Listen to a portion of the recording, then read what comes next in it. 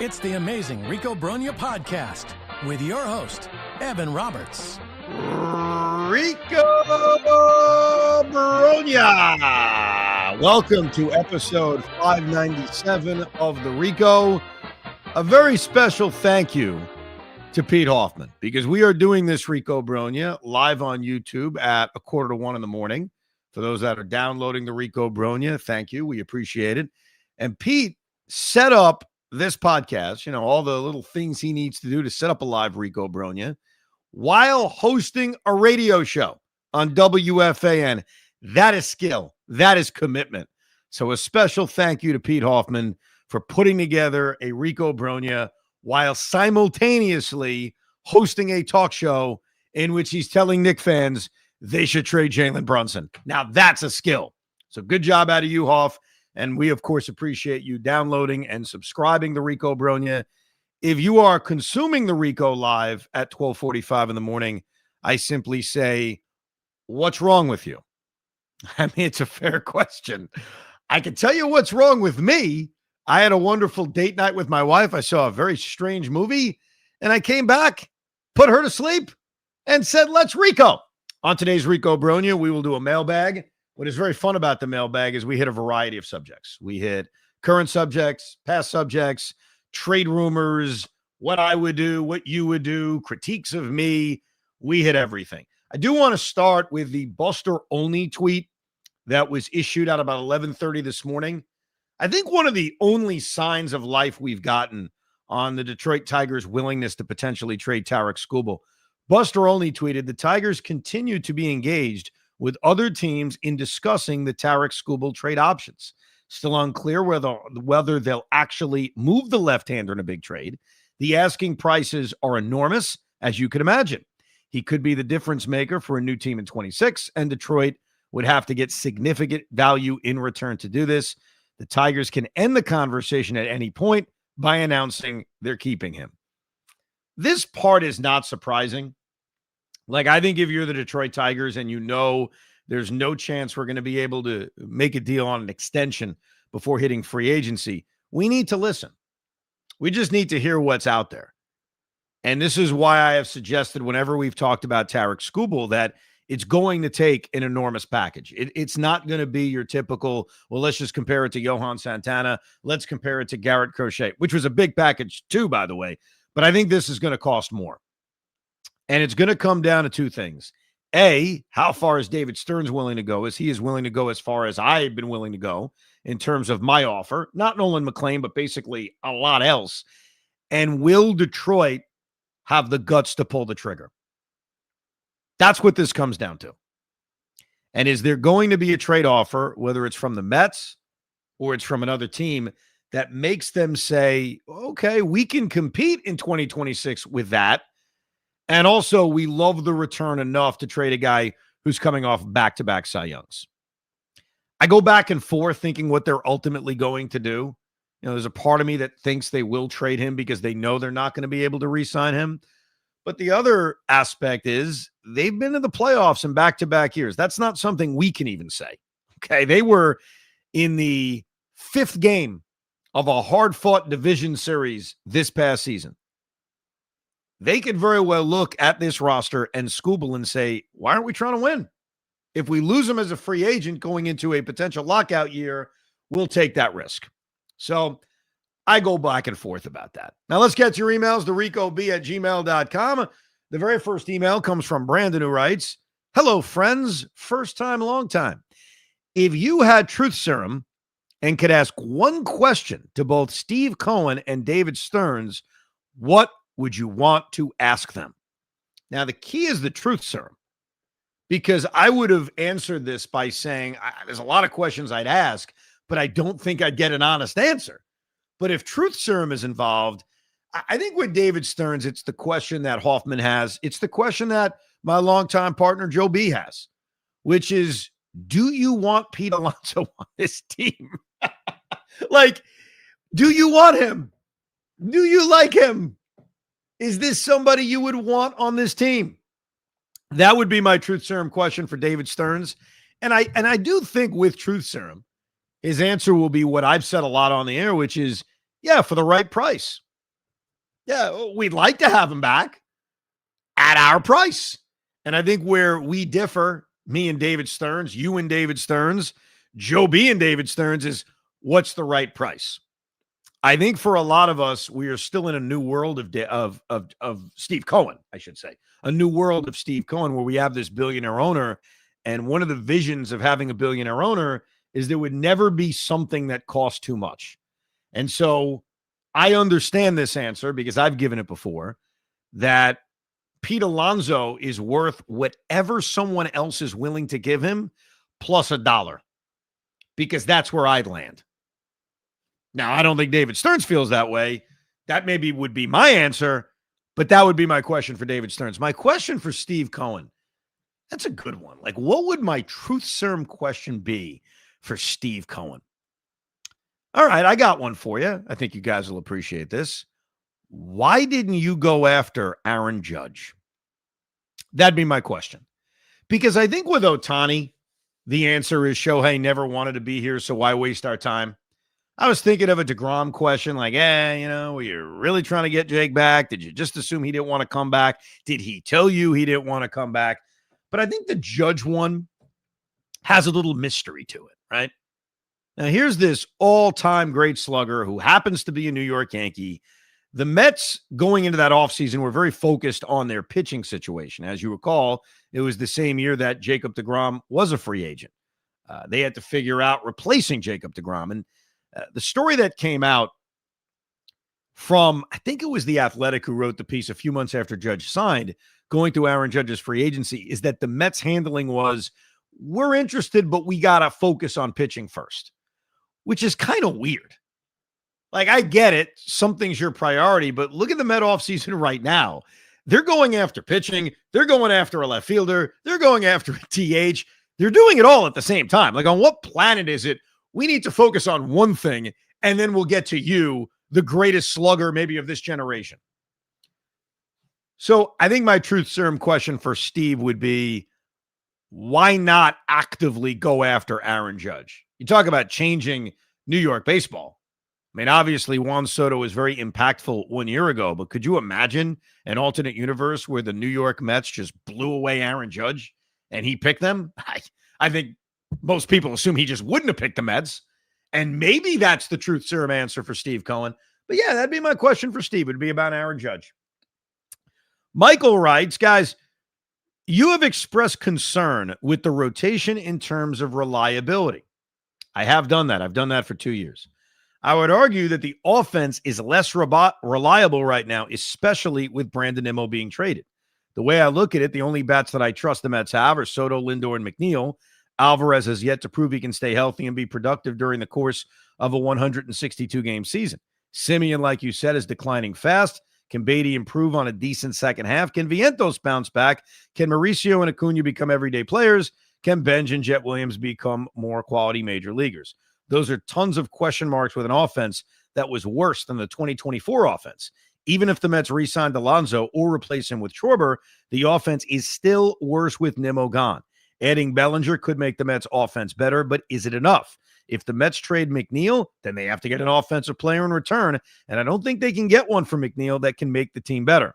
I feel like Jeff McNeil is at a crossroads in his career. He needs to perform well if he wants to get a decent contract. I'd roll the dice on McNeil on a contract year than anyone they could get in a trade. If you don't want to re-sign him next year, fine, but I see McNeil having a good year this year, and the Mets desperately need that. Also, with his versatility, you can put him anywhere to give guys more DH days. McNeil right now is too valuable to trade. So a couple of points. I'll start with McNeil. I don't really go nuts about the locker room, and I don't think Jeff McNeil is a problem in the locker room, but you see that the Mets are changing the dynamics of that room. And so Jeff McNeil does feel like a replaceable player. Now, I get your point. I don't think you're trading Jeff McNeil necessarily for a replacement, but I do think there are guys you can sign or even acquire in a separate trade who can serve as a Jeff McNeil replacement. You also could rely on one of your young players being a Jeff McNeil replacement. Jet Williams, in a lot of ways, can be a Jeff McNeil replacement in terms of being able to play second base, even shortstop, the outfield. I've mentioned the idea of signing Luis Arise, who has certainly got some Jeff McNeil in him. Trading for Brendan Donovan is a guy we talked about on, I think it was the last Rico, deep diving on position players. So I think there are ways you can replace Jeff McNeil and really just change it up with him. Will he have a big year in a contract year? You never know. I mean, it's a risk. I think we all have to understand that going in. But I would still lean towards moving off of him. In terms of the reliability of the offense, look, I spent a lot of time last year bitching and moaning about the LD offense. And for those that are new to the Rico Brogna, that is a dirty word, but we have cleaned it up. LD, limp, something, offense. In fact, there are rumors going around we may start selling merchandise that literally says LD offense. That may be our bestseller. Who knows? But as much as the offense underperformed my expectations and probably yours, and as much as you're right that there's a lot of unreliability in terms of guys in this lineup, you also proceeded to name guys who are very reliable. Juan Soto is very reliable. Even though Francisco Lindor can be streaky, he is very reliable. If they bring back Pete Alonso, I've deemed Pete Alonso the most reliable slugger in Major League Baseball. So while it's not every guy in the lineup, you're talking about potentially a third of your lineup having reliability.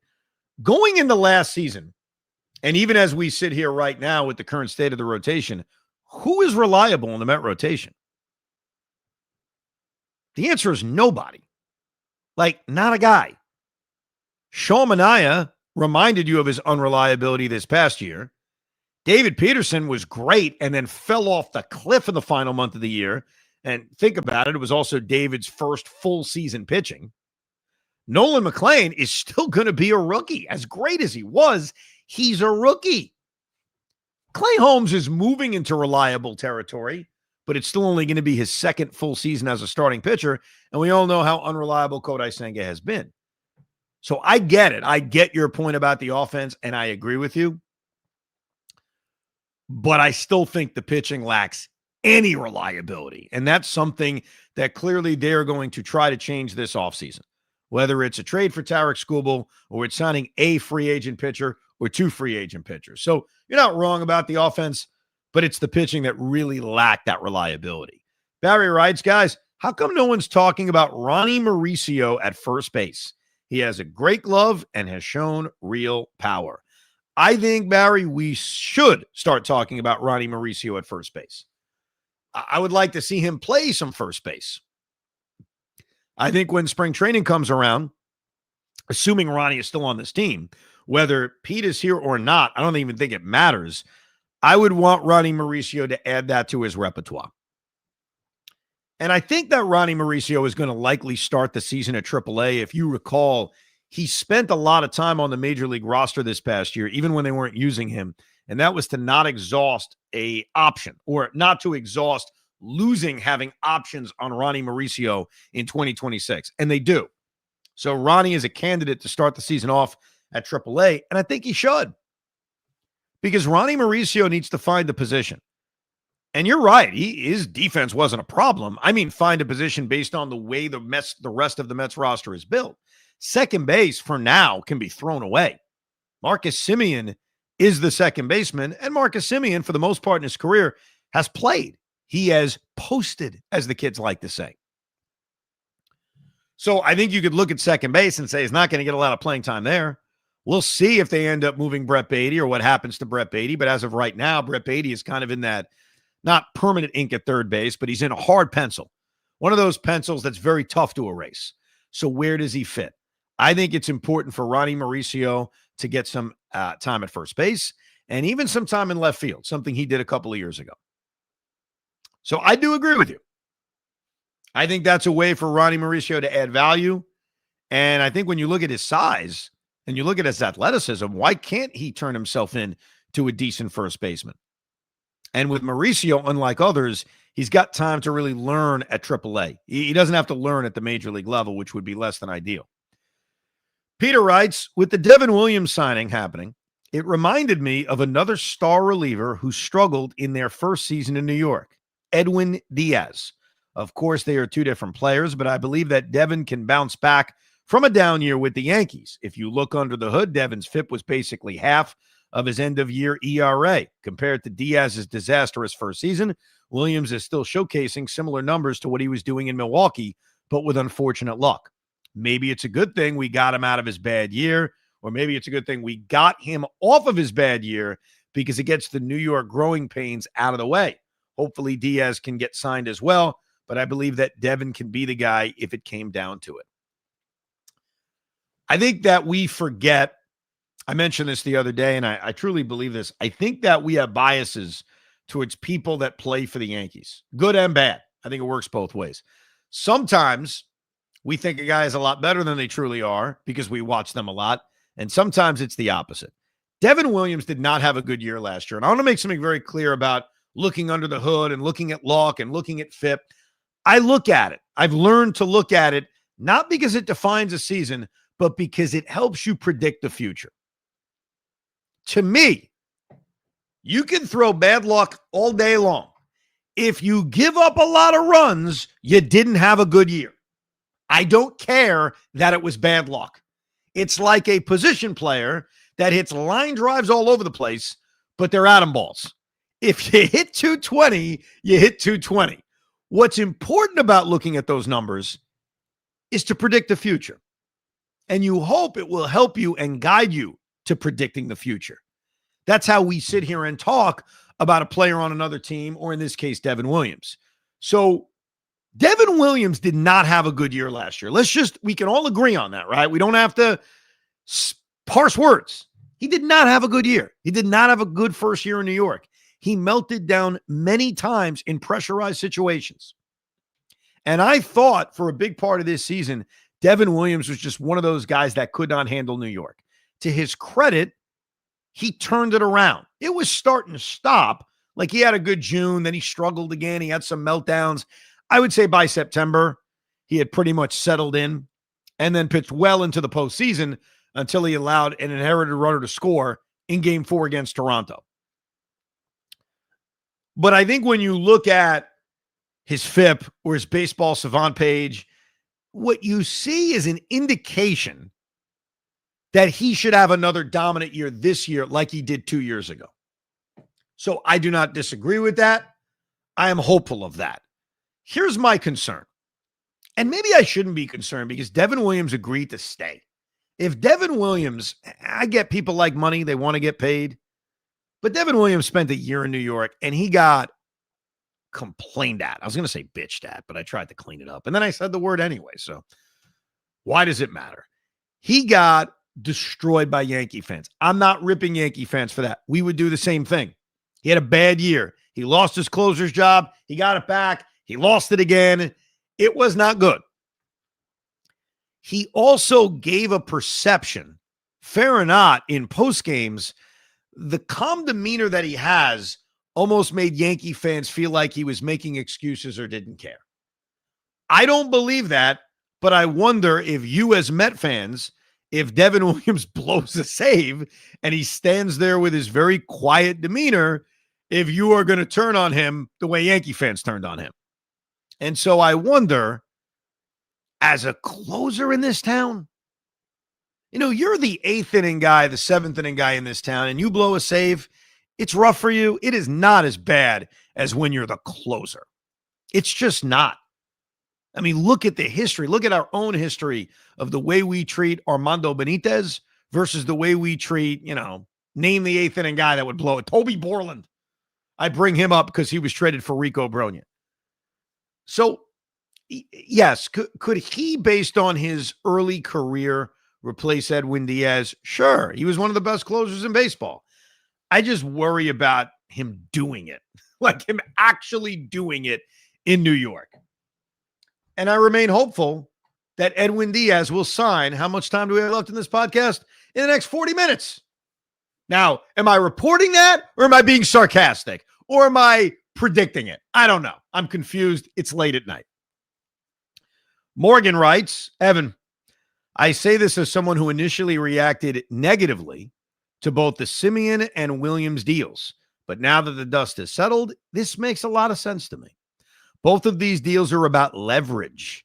If the Mets signed an elite corner outfielder like Kyle Tucker, it would become clear that they needed to trade Brandon Nimmo, and teams like the Rangers would have lowballed them knowing the Mets were in a corner. If the Mets waited on Diaz and got the closer paid, Diaz's camp would have squeezed Stearns and asked for more money, knowing they didn't have other options. Cohen and Stearns made these moves so they can't wait out the markets of Kyle Tucker, Cody Bellinger, and Edwin Diaz, knowing they have their secondary plans already in place. I love it. I don't know if that's the thinking. I'll walk you through what I think the thinking is. Let's start in the case of Devin Williams. I think that the Mets probably realize, all right, we have A.J. Minter, we have Brooks Raley. Both are in ways coming off of injuries. I know Brooks pitched the second half, but he is still a year removed from Tommy John surgery. Hopefully A.J. Minter is even going to be ready for the start of the season. They don't have a lot of reliability in their bullpen as of this moment. And so I think the Mets went into the offseason knowing, besides Edwin Diaz, we'd like to add another reliable arm to the bullpen. And so I think Devin Williams and that deal coming together was more, we're going to need bullpen help anyway. And so, yes, a side benefit is maybe it puts pressure on Edwin Diaz. But the truth is we would want this player whether we have Edwin Diaz or not. What puts pressure on Edwin Diaz was the report that came out of Los Angeles earlier on Friday that Edwin Diaz is out of the Dodgers' budget. Even the Dodgers have a budget, apparently. And so what is the market for Edwin Diaz? If the Dodgers aren't in it, and the Yankees, Jack Curry made very clear this week, they're not in it, the Red Sox aren't going to be in it, you're kind of looking around at the other big market teams. We know Toronto. So is that it? Is it the Blue Jays versus the Mets? Kind of like Pete Alonso last year? And does Edwin Diaz have a strong preference to stay? Because if he does, then Ty would go to the runner, which is us. And maybe even 4 years would beat 5 years if he really wants to be a Met. That may keep him here, especially if the Mets can have the money slightly higher. Edwin could lose that guaranteed fifth year, but prefer to be a Met. The odds are where this would go if the Mets want him back, and I think the Mets do want him back, is to try to meet in the middle on a fifth year. We always talk about this with Pete Alonso, to put something in the end of that contract, whether it's hitting a certain amount of innings or a certain amount of saves, whatever it is, to make that fifth year vest, which would make everybody happy. Because if he's pitching and he's effective, do you really care about giving him a fifth year? At that point, you'd be more than happy. But I think that's a side benefit, putting the leverage on Edwin Diaz, or teams not knowing that the Mets have to trade Brandon Nimmo. I think it's a side benefit. I think they traded Brandon Nimmo for Marcus Semien because David Stearns genuinely liked the trade and it was out there. And I think he signed Devin Williams because Devin Williams was ready to sign. And his agent probably saw the market and said, there's no reason to wait. I want to read this email from Matt. Mark Arell, I think is his name. I used to read a lot of his emails. He's a Yankee fan, and I remember reading his emails a lot because I would mispronounce his last name, and he would correct it as it rhymes with Adele. But I have to read this email because it made me laugh. And again, we get a lot of emails to the ricob@gmail.com, a lot of them. And I feel bad when we don't get to all of them. But Matt is very upset that I have not read his emails in a while. And I will promise you this, Matt, it's not personal. I pick emails sometimes based on ones that I think are most interesting to read and react to. And sometimes it's just about timing. I admit that. But Matt, who is a Yankee fan, is not happy with me. And I'm going to read everything he wrote. And I want to confirm that he has no idea how much I make, because he's going to accuse me of making a certain amount of money. And he has no idea. All right? So don't jump to a conclusion and say, is that what Evan meant? You have no idea what I make. And neither does Matt. Anyhow, I mean, the bottom line is you think whatever you're talking about is more important than what I'm talking about. You think that because there's a company out there willing to pay you $500,000 a year to talk on the radio, and you think that because you have 1 million fans and I have 0, And because you get paid $250,000 a year and I get paid zero, you think what you want to talk about is more important than what I want to talk about? You see, bottom line is you think that because so many other people in the world have validated your creativity and unique takes on subject matters, because you think that because of 5 million people like you and zero like me, you think you know better than me, and there's a flaw somewhere in there. You'll find it. Just because I'm a Yankee fan who hates the Mets doesn't mean I have a place on the Rico. Honestly, the first part is whatever. The last part makes me laugh. Just because I'm a Yankee fan who hates the Mets doesn't mean I don't have a place on the Rico. Would you like your own segment? You know what? Hold this thought. I'm going to put out an email poll, right? Do you guys want a Met-hating Yankee segment on the Rico Brogna? Whether it's Matt or somebody else, do you guys want that? Or would you like the Rico to remain? Obviously, we welcome people to watch and listen, and I'm sure a lot of Yankee fans watch and listen to make fun of us and drink our tears or for whatever reason. So you are welcome to. But this guy wants a Yankee segment. So I asked the people, if you'd like that, we'll consider it. Now let's get to an email that rips Pete Hoffman. That seems fair. Mike writes, guys, I just finished listening to the Position Player Trade Pod. Is Hoffman smoking crack? Did he really say he'd give up Nolan McLean in a deal for Jarren Duran? I like Duran as a player, but McLean, that is horrendous. To me, McLean is untouchable, even in a Tarik Skubal deal, only because he's a free agent after this year. Now for a fake Mets-Yankees trade for the next podcast, and that is true. The next Rico we are doing, which we will be airing Sunday Night Live on YouTube, and you'll be able to download later that night, is our annual winter meetings tradition of making Mets-Yankees trades. We will be joined by my dear friend, the Big Mac himself, Chris McMonagle, who does overnights on WFAN. Does overnights, sometimes. I'm sure he'll be doing it for many more years. He will join us, and we will contemplate fake Met-Yankee trades and also commemorate the anniversary of Big Mac being on with us for the Juan Soto watch party, because that was a year ago. So we will put together some fake Met-Yankee trades and see, Yankee fans, you do have a place on the Rico. We have two Yankee-esque editions of the Rico, the fake Met-Yankee trades and the Yankee Met bets that we make before the season. See, we are all involving.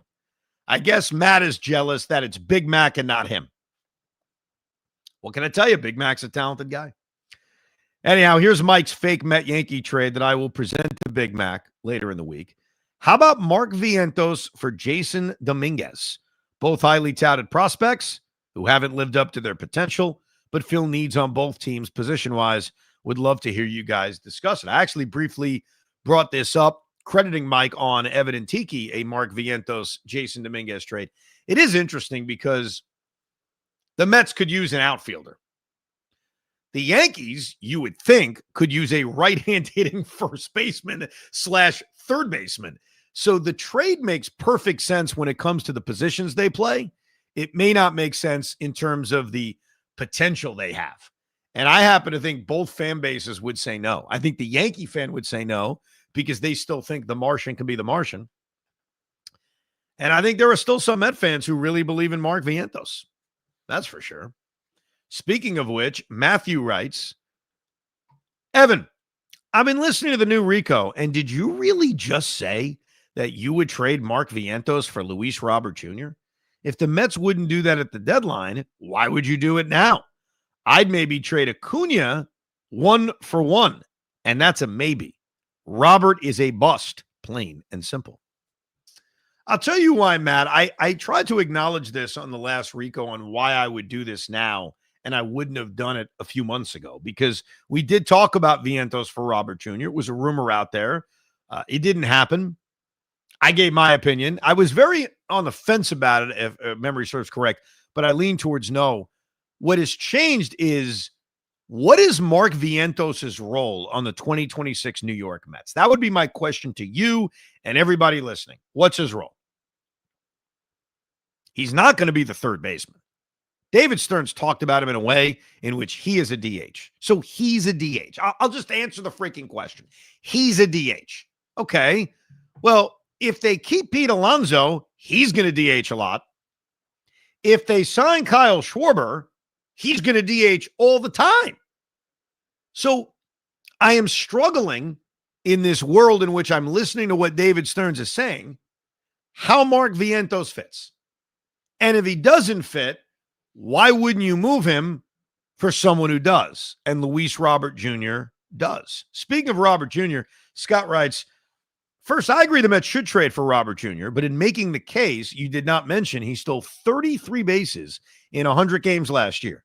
I expect more from a man of your stature. I apologize. Luis Robert Jr. also stole a lot of bases. Second, and conversely, I've come to expect little from Pete Hoffman as far as having anything resembling a good idea. That's harsh. But even I could not have fathomed the give the Red Sox whoever they want for Duran, and his admitting that may include Nolan McLean. Lovely fellow, but I think you have to issue a 2 Rico suspension, or at the very least install a PTI mute button to cut him off when he espouses such nonsense. There are impressionable children listening in the car with their dads, for Christ's sakes. Well, I'll give you what you want.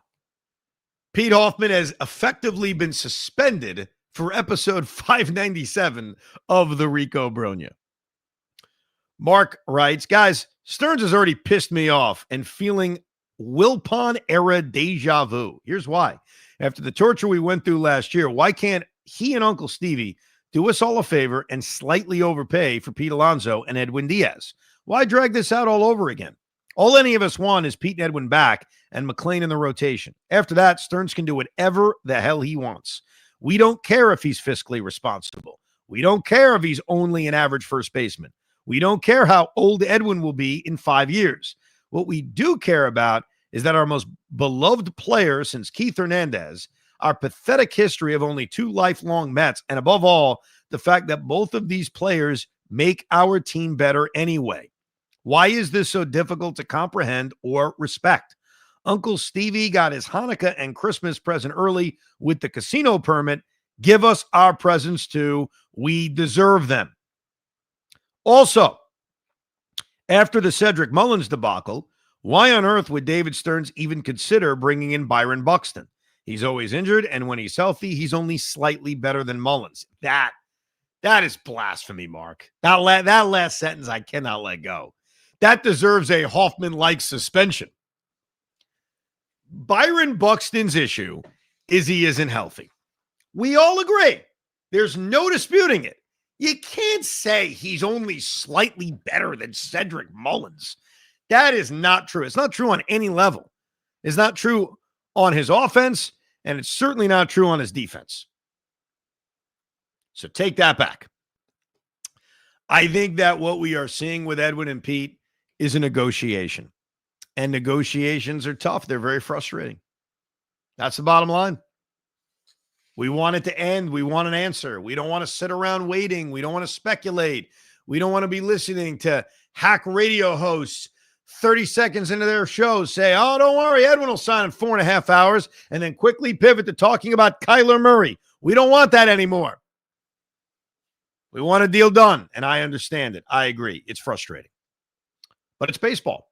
I mean, that's the bottom line. That's the offseason of baseball. Another question about this subject is coming from Carter from Brooklyn. Carter writes, I listen to the Rico live or replay because I value your opinion. Thank you, Carter. I am just a man. With that being said, I believe the Mets want both Diaz and Alonso back at their number. So humor me real quick. I believe the Mets have a number and have told both players to seek a deal outside of the organization. If it's too much, they will wish them well. But if it's in their range, whether a little above or a little below, they'll match. I believe Stearns is a shrewd president GM that will always play the averages. I look forward to your thoughts on this. Take it easy. You know what this reminds me of? And I don't know if anyone will give the perfect answer to this, but how does a negotiation go? Because you just brought out a theory and none of us actually know. I mean, I guess we could always ask a former GM, Jim Duquette, who works at SNY, or Steve Phillips, who works at SiriusXM, and be like, listen, how does this typically go? Now, every negotiation may be very different, obviously, but I don't think that's the case. I think the Mets have made strong offers for Edwin Diaz and Pete Alonso. I would assume there's an understanding of, hey, if you're ready to sign something, bring it back to us. And I'm sure the agents would want to do that anyway, mainly because they're the Mets, and the Mets could very well match. Why not give them that opportunity to do that? My understanding with DeGrom, because I know the belief is, well, he didn't want to come back, which may be the case, but that Texas told DeGrom, you cannot take this back to the Mets, and if you do, it's off the table, which is a good hard-ass negotiation skill, which maybe someone will do to Pete Alonso or someone will do to Edwin Diaz. But I think the Mets are just negotiating. I don't think they're telling them this is as far as we'll go. I think it's, here's an offer. And I think for Edwin Diaz, I'll start with him because he's the market. Pete Alonso is not the market. Kyle Schwarber may be the market if you want to compare similar players. I think more teams are interested in Kyle Schwarber than Pete Alonso, which is a fair question to ask, well, why? One guy actually plays a position. Now, the other guy has put up better power numbers over the last few years, but that same guy's also a few years older. How do we know how he's going to age? Why is there more confidence in the aging of Kyle Schwarber than the aging of Pete Alonso? I don't get that one either. But clearly a lot of teams feel that way. In the case of Diaz, he sets the market. He is the premier closer. And so the teams that want him are going for him. There's no backup plans. There's no let's wait and see. If you want Edwin Diaz, you are offering a contract to him. If you're the Blue Jays, you're going after him. You're the Mets, you're going after him. So I do think that that will conclude soon. And hopefully it includes with us being the victors. We appreciate you listening and downloading this mailbag edition of the Rico Brogna. Coming up, if you want to consume the Rico live late Sunday night, or I'd say a reasonable time Sunday night, I'll be joined by Chris McMonigle, and we will go over some fake Mets-Yankee trades. If you have some fair Mets-Yankee trades that you would like to hear discussed between a great Yankee fan and a Met fan like myself, you can email us, thericob@gmail.com, thericob@gmail.com. That will be posted Sunday night, and you can also consume it live on the WFAN YouTube page. That is your choice. On the winter meetings, we'll be all over it. We'll try to Rico every night throughout the meetings, reacting to the latest news and maybe rumors, but hopefully news. Again, special thanks to Pete Hoffman. He has produced this while hosting a talk show. Good job by him. Thank you very much for listening, hanging out, joining us on episode 597 of Rico Brogna. We hope you enjoyed this episode of the Rico Brogna podcast. It's amazing, isn't it? Make sure you download it now to keep it on you at all times.